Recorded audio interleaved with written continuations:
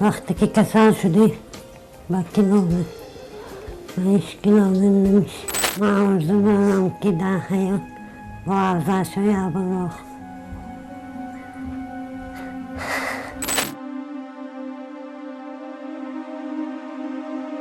حتما رفته برای همه خیلی انسان ها که از خداوند به همین روزهای مثال آزار دیده، بیمار شده، در اینترنت غلطیده، به کس ماندن، رفته من برنامه میکنم، کنسر میتونم، با دستگیری میکنم، با یاردن میکنم.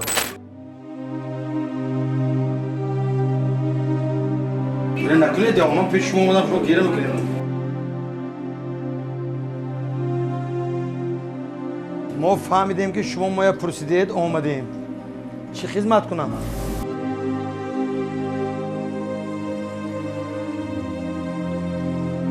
زمانی نیگار قاسم و هم به مثل دیگر بانوان خوشبخت به حیث آموزگار فعالیت میکرد. او بیش از 15 سال حیاتی خویش را بهر تعلیم و تربیت فرزندان ملت سپری نمود.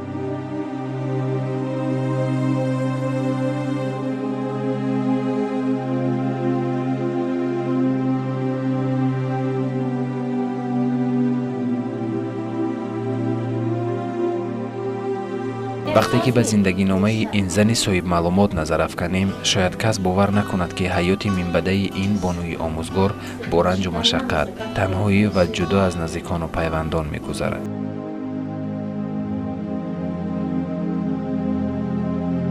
هر باری که در جاگاه خواه میرم گذشته رو فکر میکنم، چه کی بودم و چی شدم.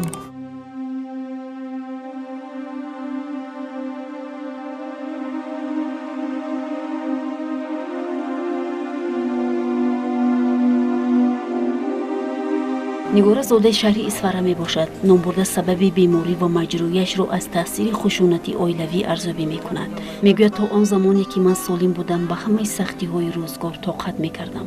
وقتی که سلامتیم را از دست دادم دیگر امکان زیستن در این خانواده را نداشت.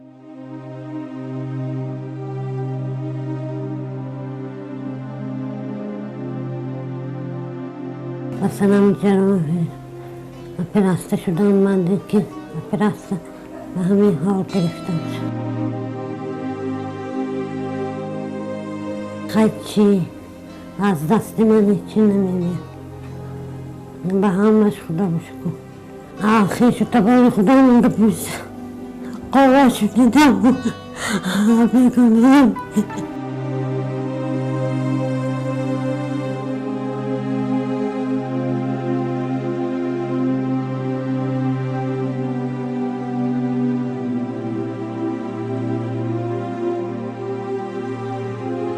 زورآوری و خشونت عائلوی نیگاره و همسرش را از هم جدا می کند. نیگاره صاحب 2 فرزند، 1 پسر و 1 دختر بوده است. به قول او پسرش در سن خردسالی وفات کرده است و دختری 5 ساله اش گلچهره را در دهه چرکوی شهر اسفره به تربیه عمه‌اش می ماند.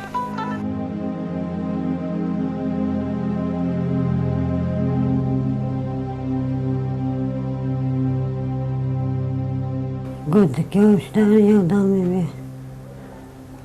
خیلی دختر بود من نتونستم. من یکش برام سپرد. دست بیگناه نیشون. آرزو دارم که یک بار بینم آیندهش ناز باشه. نمیخواهم که در پرچهش خور خنم.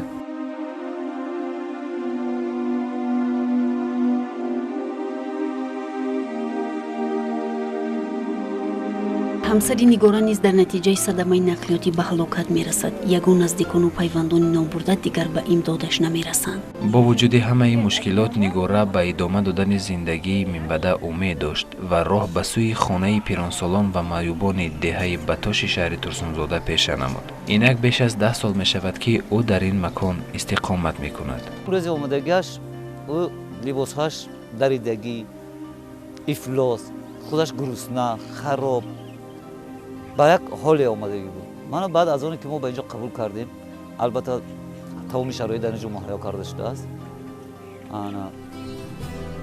خیلی سر لباسهای نو دادیم، اجره دادیم.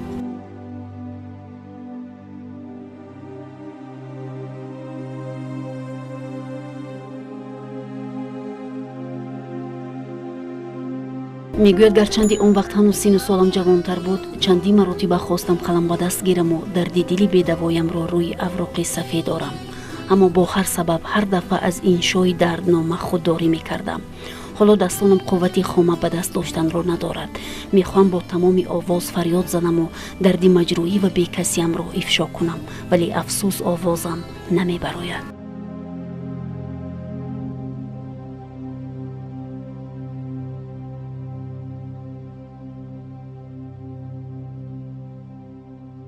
سالهای گذشتم یادم میاد، رنگ آتش در میگه.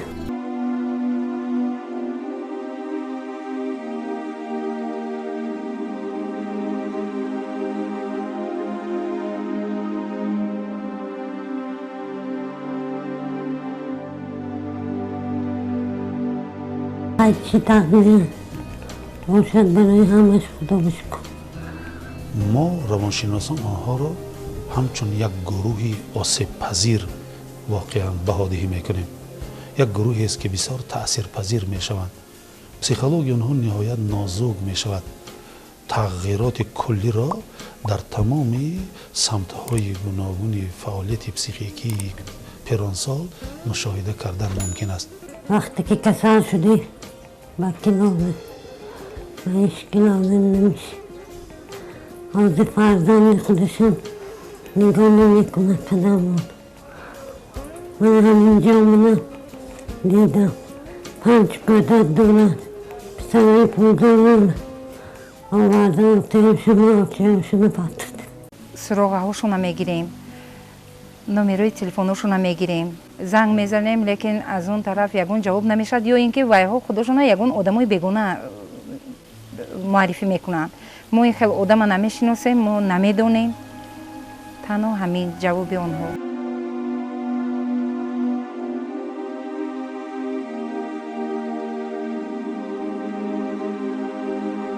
نیگورا میگوید دوره آموزگاری مرحله مهمترینی رسیدن به آرزو و هوس‌های در پیش ایستاده برایم بود، ولی لحظه هم احساس ناامیدی نداشتم.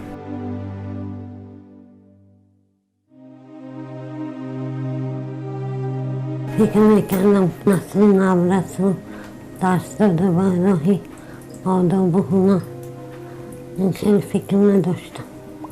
تماما درک کردم نبود.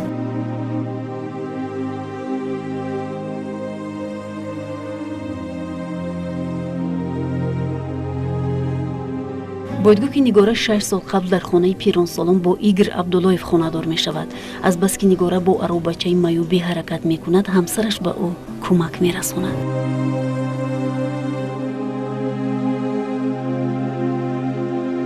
В магазин куда-нибудь сходить, если попросят выйти, провести тоже. С друзьями там где-нибудь поговорить, там в следующем изоляторе, чтобы скучно ей не было. Вот. Ну, вот так и живем вместе, как говорится. Помогаем. А то ба хӯрухӯрияш ёрдам метиҳад, аз ҷош хистан риштан бо аробичаи маёбиаш ба сайругашти саҳни муассиса мебарорад. عبدالعزیز رحمانی رو یادم میکنم.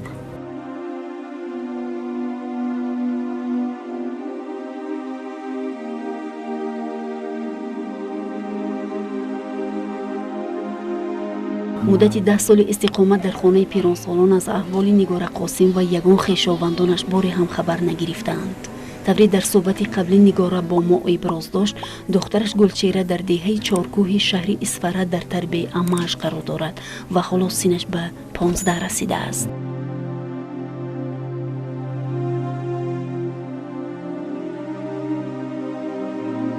ولی سنف یکم خون بود. من نگاهی به این کنه نتونستم همش بسپردم.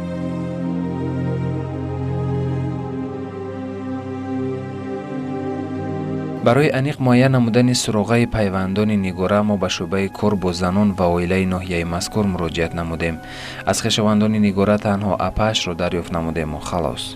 جستجویم نکردم، فکرم نکردم که هنوز قدر و کرم خواهر خودم آید دیگر میگویم گفته کنم و برای من گفتم برای من که هیچی نمیشه دیگونه بود که دیگونه پدر من آقای دفتر حیات پدر من حاضر 87 تفصیل کنم مادرم گذاشتم برادرم گذاشت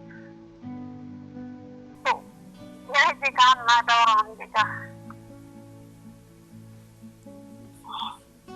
ما به هیچ که من دیدن نمیبینم چشمم نمیگذاره وقتی چشم چپم خیره وقتی که دل و دل کار میزنی جهان جراحی توش میمون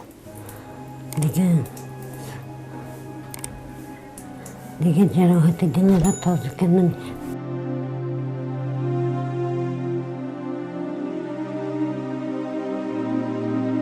ба гуфти пайвандони нигора ки тавассути алоқаи мобилӣ бо мо пайваст гардиданд иброз намуд ки нигора ягон фарзанд надорад. духтараш низ ҳамон вақт вафот карда буд.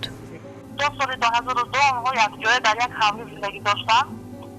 аз рӯи маълумотое ки мо аз исроилова зединсо гирифтем ҳамаи фарзандое ки қосима нигора ба дунё омадагӣ буда оварда буд дар синни 1 солагӣ 2 солагӣ то 5 солагӣ мегузаштанд. қосима нигора хоҳиш карда буд ки духтарашро аз шаҳри исфара дарёфт намоям. номи духтарашро қосимова гулчеҳра гирифта буд. вақте ки мо аз ҷамоати чоркӯ пурсиё шудем дархост намудем ки ҳамин духтарро дарёфт намоям лекин дар он ҷо ин хел духтар нест, ин хел шахс вуҷуд надорад. тағои дона як таъмудон доштам ҳозир намедонам ҳастӣ ё нестӣ. аз ин гуфтаҳо бармеояд ки азбаски солҳои тӯлонӣ нигора дар хона интернати пиронсолон ва маъюбон зиндагӣ мекунад ягон наздикону пайвандон аз аҳволи ӯ хабар намегиранд. ӯ низ дар ин бора маълумот надорад.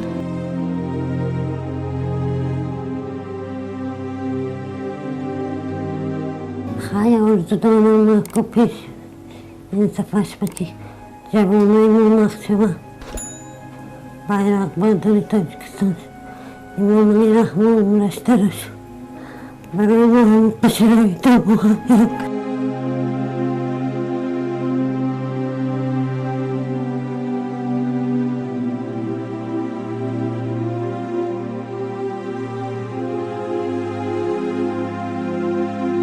дар суҳбат бо нигора маълум буд ки ӯ дар дил орзуе дорад. ин ҳам бошад вохӯрӣ бо ҳунарманди мардумии тоҷикистон афзалшоҳ шодиев.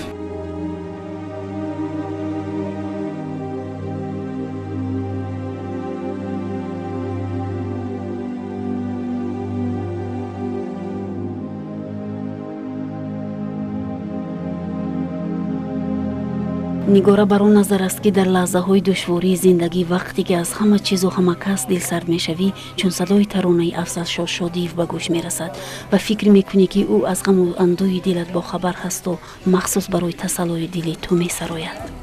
аз ҳама ғам то ту мехоҳам гурезам модарам. орзуи нигораи маҷрӯҳ моро ба сӯи филармонияи давлатии тоҷикистон ба номи Акашариф Ҷураев бурд. баробари расидан ба ин муассиса боварӣ доштем ки ҳунарманди мардумии тоҷикистон афзалшоҳ шодиев дархости ин бонуи маризро ки бо амри тақдир дар хонаи пиронсолон ҳаёт ба сар мебарад қабул хоҳад кард. ман орзу дорам ки дар ҳаёт бо афзалшоҳи аввалох як бӯлак ба интернети мо афзалшоҳ шодиев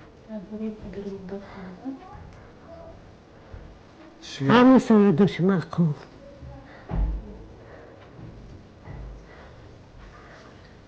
афзалшоҳ артисти халқи тоҷикистон як бор тои исрара зиндагӣ буд. ман он вақт ёш будам. сурудаи духтари ҳамсоя баъд ё мегунд ё обло вообще ҳама сурудаш мақом. орзу дорам ки дар телевизоршон афзалшон бояд бинанд. ман нигора мехоҳам ки як бор ба интернети мо консерти хайр یک روز بستم که از بود و هم روزی هم صحبت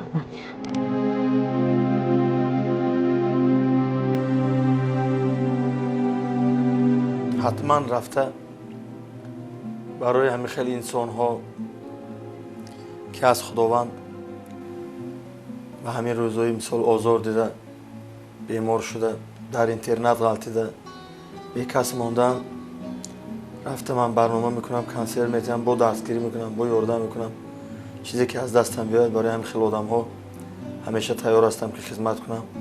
برای همین آدم که معلمه بودیم وقتش به اپای عزیز برفته من خدا خواهد خدمت.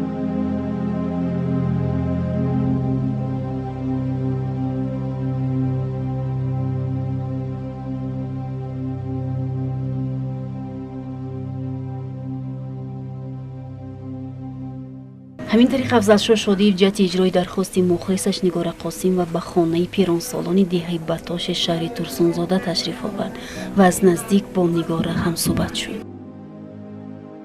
بعدم هستی؟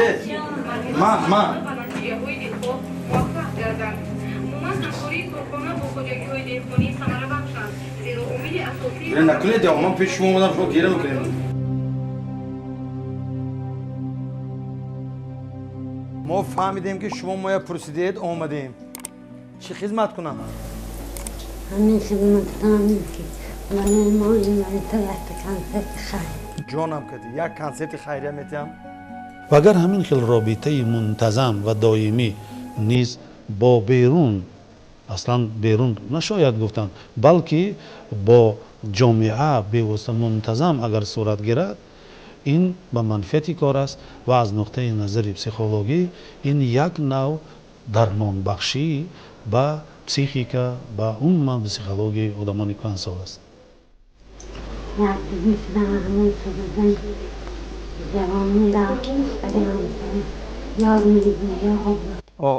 خوب شد است. بروی ره گلی پژمرده دیدم، لگد مال است و می نالد نهانی، زمان زیبی کاکل بودم اکنون، جوانی و جوانی و جوانی، جوانی گرچه در هر کاری خیره، به مثل پند سعدی جاویدانی، ولی آن کیست که هرگاه نگوید جوانی و جوانی و جوانی. وقتی که آرزوهاشون عملی میشد باور کنید اینها در کرتی خودشون نمیگنجد، با عشقای شادی حتی باور کنید اگر معامله هاشون هم دیگر خیلی میشد. گهگزی سر دیوار خندیدن نظر میکرد، گلغنچه زیبایش. بعد از صحبت با هنرمندی پسندیده‌اش خرسندی نگاره حد و کنار نداشت، گویا که او تمامی درد و الم و بیکسی و مجروحیش را فراموش کرد. آن دختری همسایه برگشتن نمی آید، آن دختری همسایه برگشتن نمی آید، گاه ازی سری دیوار یک سیبچه می افکند، گاه ازی حیاتی ما دزدانه گله میکند، پاداشی صبوری هاش بردند به دوری هاش. ای آن دختری همسایه برگشتن نمی آید، آن دختری همسایه برگشتن نمی آید. همین تینجی امانی مملکت آبادی من شما با هم خیلی یک جای نغز ساختن ساناتوریه چند وقت چند سال شد شما اینجا؟ 10 سال شد. من همین دولت نگاه میکند، میخوراند، میپوشاند، نگاه میکند، خوراک میتهد، مردم سلامتیش نقل میکند، دکترها اینجا طبابت میکنند.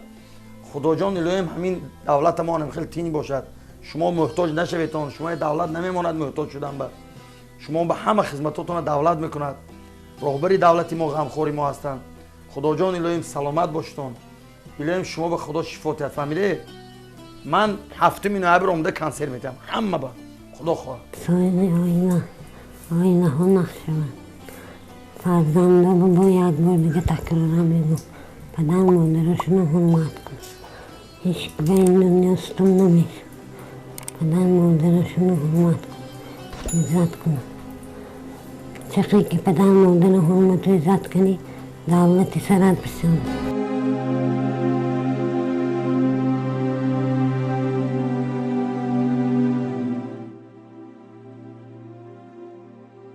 нигора имрӯз шукргузор аз он аст ки таҳти дастгирӣ ва нигоҳубини давлату ҳукумати тоҷикистон қарор дорад. барояш тамоми шароити будубош ва хизматрасонӣ фароҳам оварда шудааст ва ӯ ин маконро хонаи доимии истиқомати худ интихоб намудааст.